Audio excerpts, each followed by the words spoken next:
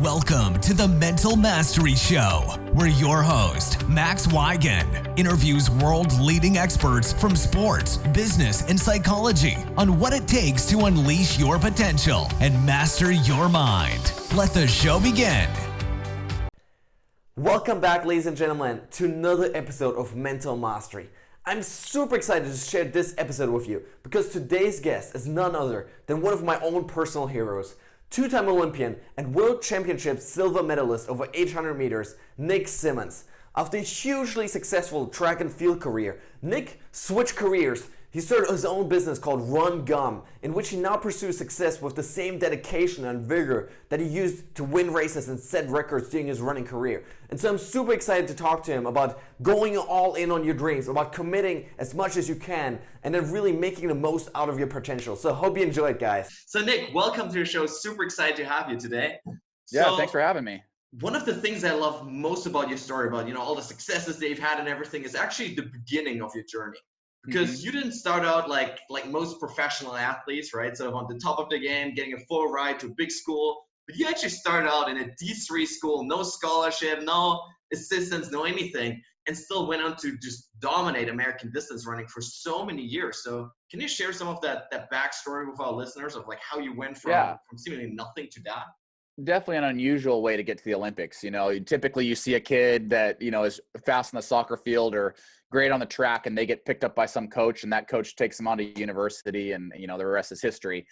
I liked running in high school, and I ran cross country, I ran track, but it wasn't by any means like my number one focus. I played ice hockey in the winters, and in the summers I would out hiking and biking and fishing. So I ran, but it wasn't like my whole reason for being. And partly, I knew that my parents were going to pay for my college, so I didn't have to get a scholarship. It wasn't something that I had to run to get my degree paid for. And because I wasn't that serious, I wasn't really interested in the recruiting process. I didn't go to any schools, really, no D1 schools. I didn't get any offers, so I was just, going to go to school to have fun. And I went to a little D3 school called Willamette University, and I did have a great time. I was in a fraternity. I got a degree in biochemistry. I had a part-time job, and I ran a little bit as well. And you still ran really successfully, yeah, for the D3 level, right? You dominated D3 for a while, yeah. Yeah, big fish in a small pond, I guess is how I put it. But then I got to my senior year, and I said, well, I either need to really start applying to medical school, which was what I was studying, or I need to really focus on the running and try to go pro. And I think I was ranked maybe 50th in the United States going into that year. And I came out of my senior year ranked number 2 in the United States and got picked up by Nike. So it was kind of a do or die moment for me. Like many kids coming out of college, I just was like, holy cow, I'm about to be thrown into the real world, and I need to figure out how I'm going to pay my bills. Yeah. And running sounded a lot more fun than going on to 4 more years of school. So I went all in on running. Yeah, so was that just like a single moment in your senior year where you decided, okay, now I'm just going to fully commit to running and really put in the work there? Pretty or was much, it more yeah. like a gradual process? No, it was overnight for me. I got to the end of my junior year, and I said, wow, I only have 1 more year to figure this out. And I'd been toying with the idea of what I really wanted to do. And I knew running was untapped potential. I'd never really gone all in on running. And so the summer between my junior and senior year of college, I moved down to central Mexico to train with a group of Kenyans. I lived at 9,000 feet. I trained 70 miles, 10 miles every single day with these Kenyans. And I went down weighing about 180 pounds and came back weighing 147 pounds. And I was just wow, okay. Running. Did they starve you to death or? No, but we were just running so many miles, and I was living so high and just, living on a really basic diet. And I just learned so much from them about dedication and how they structured their days and how much my body was able to handle. I never thought that I'd be able to handle that kind of mileage, but I found out there that I could. And when I came back, I was just so all in on running that I went from being like a 3.9 student to a 2.5 student. My GPA went through the freaking floor, but I knew I could go back and take those classes. I knew I only had one chance at going pro, and it had to be that year. I had to put up the numbers, and I did. I went from being a 148.3 guy to being a 145.8 guy, and that's just a world of difference. And Nike saw the improvement, saw that I was all in, and gave me a very small contract, but it was enough to go pro and train full time. So I moved from Salem to Eugene. It's only about a 45-minute drive, but I moved down to Eugene, Tracktown, USA, and began training full time. Yeah, this is such an incredible story of really going full in, right, on like that dream that you had, right? It's like, I love how you even said like, I think most people can be really successful at something if they just go all in, but too often we're afraid to do that, or intimidated by the thought of it, or we just don't have the ability to do it. I wasn't really worried about the fear. I knew that I would regret not doing it more than if I did it and failed. So I didn't have any fear going into it. And I will say I was very blessed that my parents, supported me. They said, hey, even if you don't get a pro deal, we'll support you for a year or two to try to get you to the '08 games. So I was really, fortunate to have a lot of support in my friends and my family, and then ultimately with Nike. Yeah, so put the right environment around you and just commit a full in, okay? So now for any, as you know, you have lots of, young athletes, especially runners following you. So for those young people, young runners, whether it's in high school or college, that look up to you, that maybe have a dream, right? Maybe in athletics, maybe also in business or arts or whatever it is. What kind of advice do you have for those people that like aren't really sure, hey, should I commit like to this fully, or should I just sort of take the easy way out? I think partially you need to recognize where you're at in life. So if someone's 50 and they come to me and they say, I want to go all in on running, I'll be like, honestly, if someone's 25 and they come to me and they say, I want to be a professional 800-meter runner, if they haven't, at 25, you're a grandpa in the sport of 800-meter running. I mean, the average age of the Olympian might be 24 or 25, so it depends on what your goal is. It depends on how old you are, and is that an age-appropriate goal? And it depends on where you're at in life. I was able to take that risk because I didn't have a wife. I didn't have children. It was just me, and I knew that worst-case scenario, I failed, and I went back and picked up plan A, which was to become a doctor anyway. So I think you have to look at the risk-reward. We talk about a risk-reward scenario. What are you risking, and what's the potential reward? All I was risking was a year or two of my life, but the reward was massive. I could become an Olympian.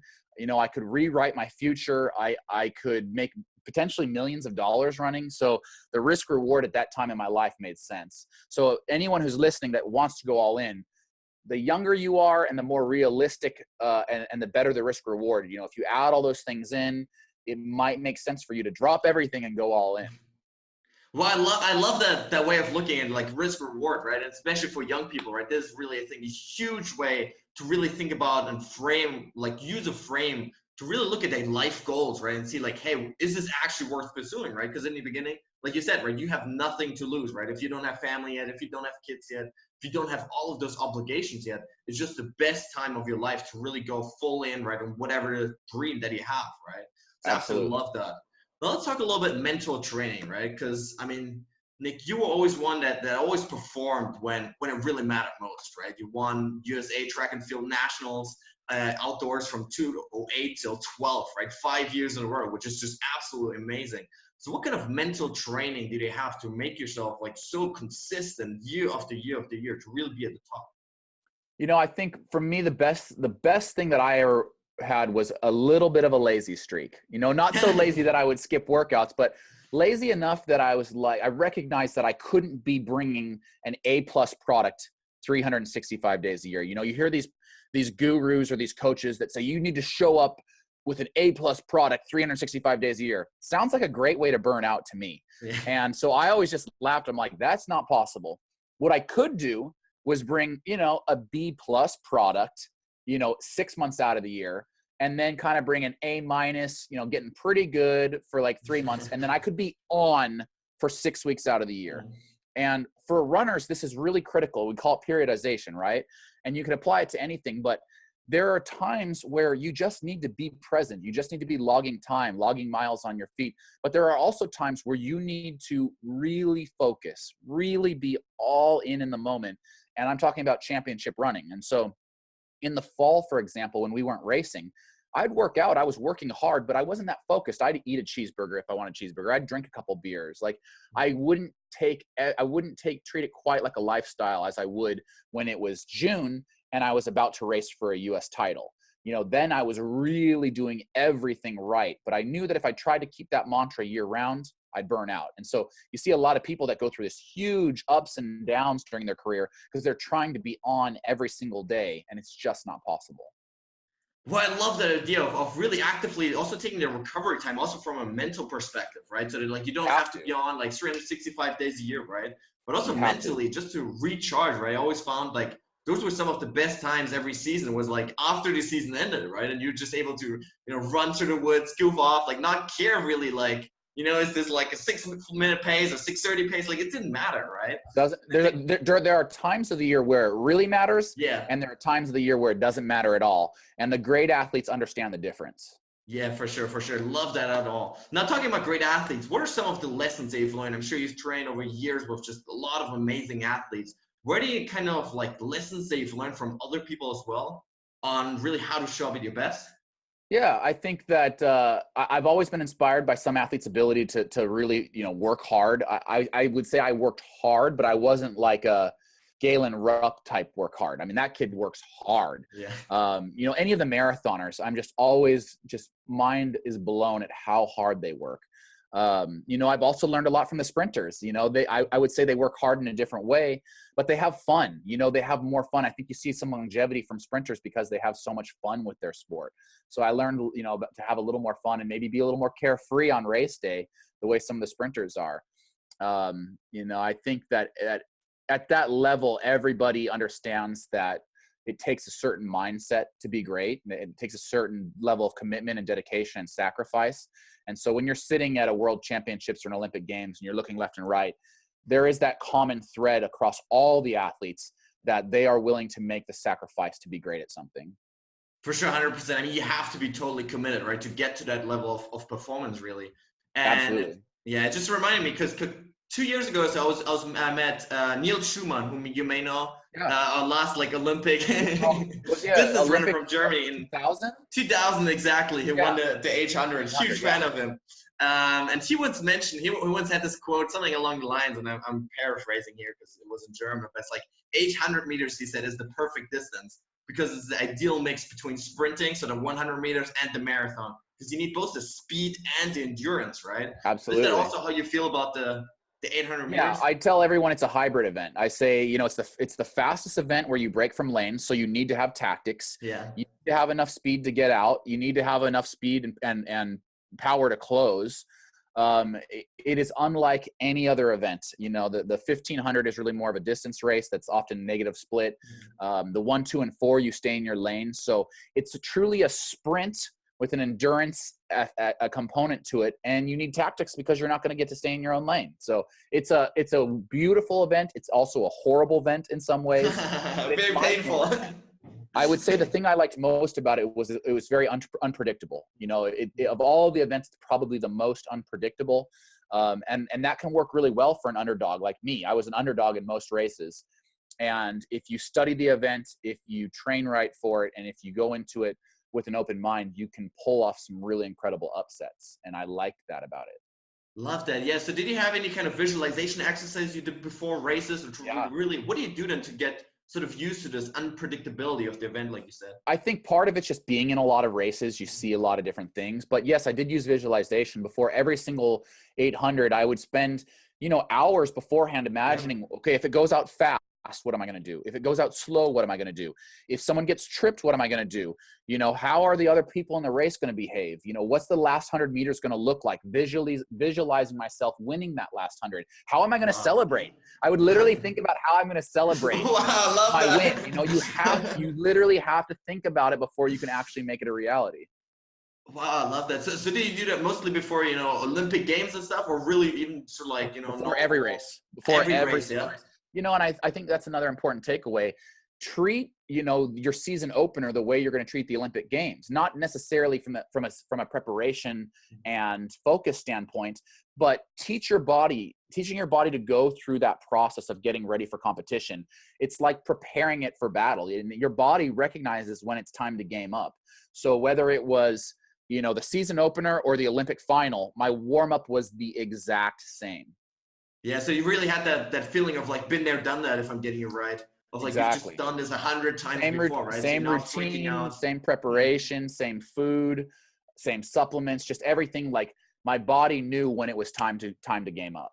Okay, love that, love that. So that visualization before, because I always love learning about that from athletes like you. So did you really in the sort of weeks before leading up to a competition, or even like the same day in the morning? What was that process look like for you? Usually we race in the evenings because as pros, it's an entertainment factor. So Yeah. people want to get off work and go watch the races. So typically races were, sometimes 6 to midnight.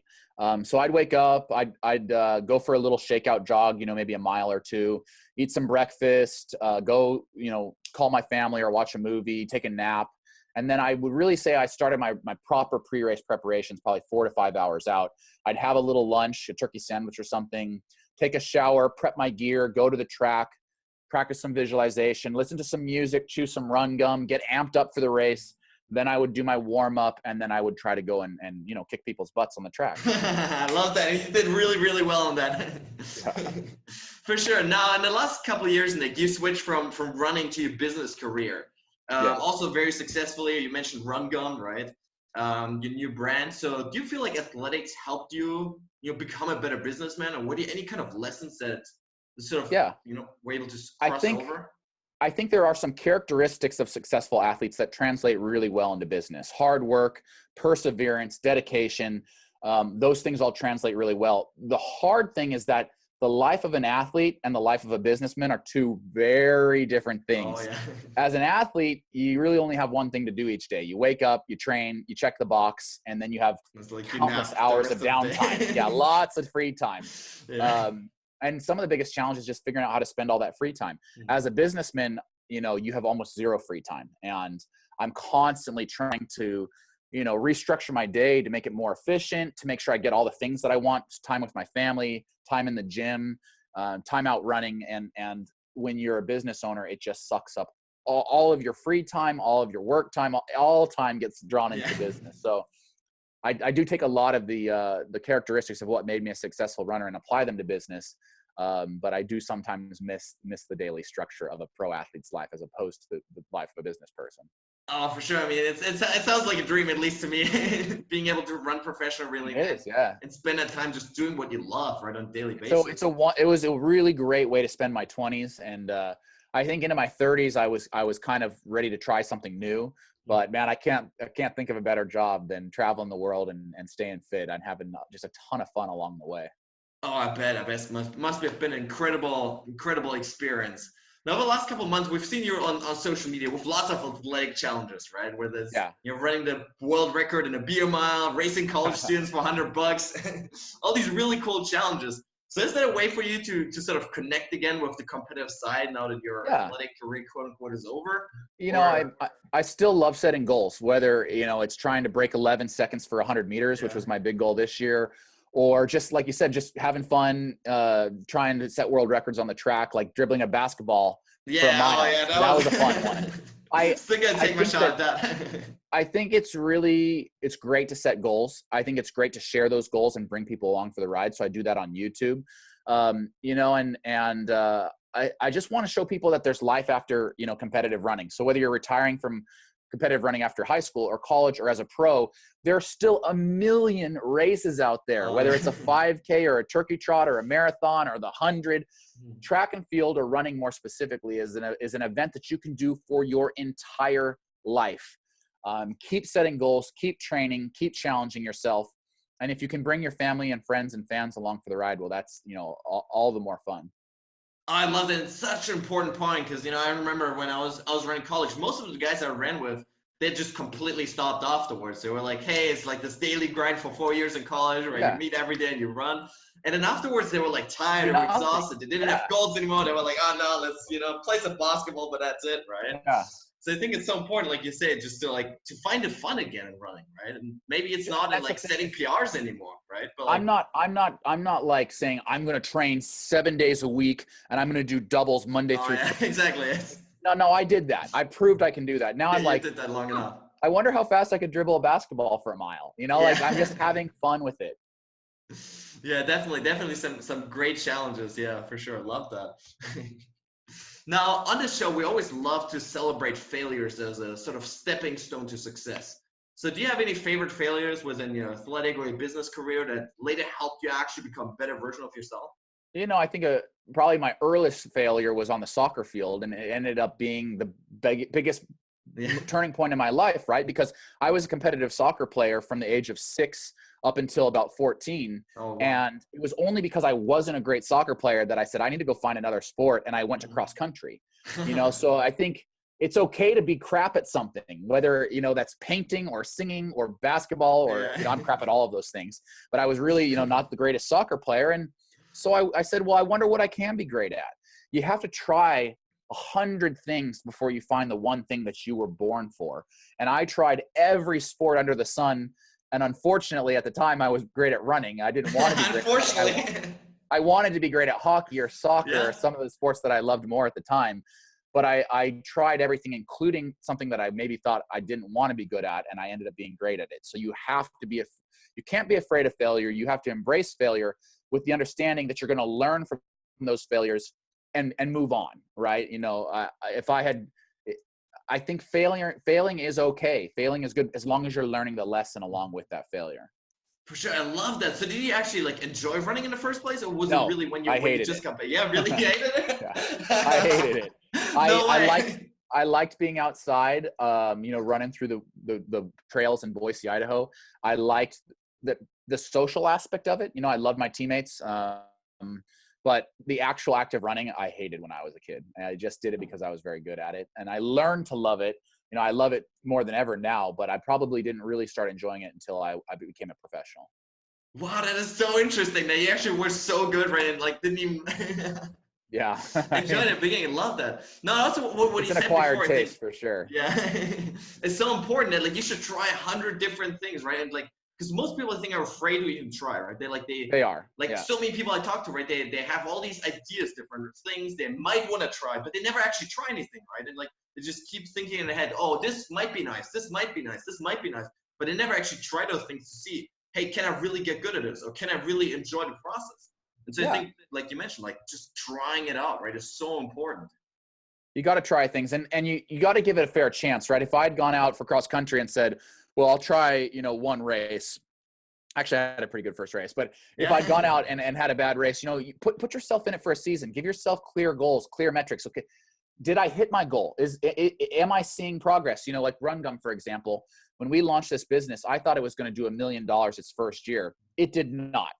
But I recognized that I hadn't given it enough time to really see it through. Could this be great? And by the second year, it still didn't do $1 million, but it had doubled in size. And I'm like, oh my gosh, if we just keep doubling in size, this thing will be massive in a few years. Yeah. So you have to get your spikes planted firmly, and then you got to start seeing traction and follow that momentum. Momentum is one of the hardest things to generate in anything, whether it's business or life, running. Once you have that momentum, carry it with you, because then you can become unstoppable. Oh, that's such an important point, right? Because there's this fraction, or there's this period in time where you put in the work in the beginning and you don't see the results yet, right? It's like you say, whether it's in running or business, you're putting in all the work, you're running all the miles, but you don't see anything yet. And especially in those moments, right, that we really need to make sure that we actually stick to the process and we stick to what we said in the beginning. And that's where enjoying the process can be really helpful. Yeah. So YouTube's a good example. I've been making YouTube videos for nearly 3 years now. And those first few YouTube videos I put out, they got, very few views. Wow. No one was watching them. But you build an audience and you learn and you get better at it. And now here we are 3 years later. I just dropped a video that got, over 2 million views. Yeah. But I would have quit. I did quit, but I wouldn't have come back to it if I didn't enjoy the process. I enjoy making these videos. I enjoy interacting with the fans, and everything else is secondary. So, I would have run all the way up until my late 20s for free because I enjoyed the process. I would continue making YouTube videos for free, even though YouTube pays me. I will continue doing it for free because I enjoy the process. If you find something that you get paid for, but you do it for free, that is the holy grail of existence. You want to find a way to get paid for something that you would do for free just because you love it so much. Oh, for sure. And I love this idea of actually enjoying the process rather than always just trying to achieve this elusive end result and looking for happiness there, right? And like that's where like that's one of the biggest trap when it comes to happiness that I fell into for a long time. I was like, I've got to achieve my running goals, and otherwise I can't be happy, right? I had this limiting belief that like only when I make the German national team, only then can I be happy, right? And I finally achieved it, right? And I was happy for like 2 weeks, and I and then turned back to miserable because I was like, I got to world championships, and like so psychologists have a term for it. It's called the hedonic treadmill, and you're always aspiring to be better, faster, richer. And if you don't stop and appreciate when you hit one of those goals and really savor the moment, it's a recipe for unhappiness, and I was like that in my track career. The minute I hit a new PR, I was like, all right, what's my next PR? I got to go get a new PR. Got to set a new goal. And it leads to success, but it can also really erode happiness. So you need to have a combination of the two. You need to aspire to continue to push yourself and continue to set goals and work to achieve them. But if you don't take a significant amount of time to enjoy hitting those goals with your family and friends and those that helped you get there, you're just going to be miserable. So make sure you always stop to appreciate when you hit those goals. Amen to that. Yeah. Now, talking about really enjoying the process, what are some other projects you're working on? I read about you doing the stay high pointing, right? So actually seeking out every high point in the United States. What are some of those fun projects that you're currently working on? And I'd almost call them more hobbies. I like traveling. I like climbing. Okay, I'll try to climb to the highest point in every state. That's one of my hobbies. I'm currently working on getting my private pilot's license. Just because I love flying. So I'm probably going to have that done by the end of this year. Nice. And then I have my business goals and my goals with my family and my social media goals. So I would say they all work together. It's not like I have I've separated my life into these different categories. The categories all blend together and they all work together. So Run Gum helps my social media, which helps Run Gum, which helps me travel to state high points. And I spend time with my family when I do it. So they all work together. It's all like one inclusive thing. Do you have like a certain period of time, like New Year's Eve, whatever, when you set goals for next year, or is it more sort of like a gradual process of constantly updating them? I am of the mindset that it's nice at the end of the year to really say, okay, what are my big, crazy, audacious goals for this year? So for 2019, for example, I think I set, two big goals. Well, I haven't set more than that, but my big goals for 2019 was to break 11 seconds in the 100, get my private pilot's license, and get to 10,000 subscribers on YouTube. Yeah, wow. So I got to 10,000 subscribers on YouTube easily, yeah. So that was an easy one. And I immediately set a new goal to get to 25, which I just hit last month. And now, of course, my new goal is to get to 100K subscribers by the end of the year. So nice. I'm constantly updating my goals along. But I do set audacious goals. So another audacious goal was to get my private pilot's license by the end of the year. I've only got 3 months left, and I'm pretty close. I'm 90% certain I'll be able to do it. And then the other one, of course, I wanted to break 11 seconds in the 100, and that didn't happen. I got to 11.5, and I'm going to have to, revisit that goal for 2020. But just in setting that goal and putting it out there, I had so much fun training for it. I learned so much. I got fit. There's a lot of great takeaways. Even if you don't hit your goal, a lot of great takeaways along the way. And now at the end of 2019, I'll revisit my goals going into 2020. Love that for sure. And I think that's an important point that you're pointing out here is that like just the process of following through on those goals actually makes you better, right? It actually makes you happy. It actually makes you more productive, more effective, whatever it is. So it's oftentimes not so much about just hitting that goal as it is about just doing the work to basically better your life, right? Yeah, exactly. Love that. Now, before I ask my final question, Nick, where can listeners connect with you online? What's your favorite platforms? Yeah, I mean, obviously, I mentioned YouTube. That's probably the one I'm most passionate about right now. I'm putting out a new video every single week that people seem to be really liking. And then I'm really active on Instagram as well. I have Twitter and Facebook. I'm across all platforms at Nick Symmonds. But if you want to get in touch with me, probably just shoot me a DM on Instagram. I answer all my DMs, and check out the YouTube. I got some really fun, entertaining, and informative videos up on that channel. Oh yes, definitely. I also put up the links to those. Appreciate that. Cool. Now, final question. What does mental mastery mean to you? I think that we look down at our bodies and we're always training our bodies, feeding our bodies, resting our bodies. And we think about these bodies as being who we are, but really it's between the ears. That's who we are. And I always like the analogy of the race car driver, right? And the $2, $3, $4 million machine that everybody looks at is nothing without the race car driver. And similarly, think about your body. You spend a lot of time and money on that body, but if the race car driver isn't in shape, then the car's meaningless. It just sits there. So always think about taking care of the driver first. And if the driver is happy, then the car will be driven well. So mental before physical is the way I'd like to approach it. Thanks for listening to Mental Mastery with your host, Max Wygand. If you liked the show, please make sure to subscribe and check out maxwygand.com for one-on-one coaching and other life-changing resources. Until next time.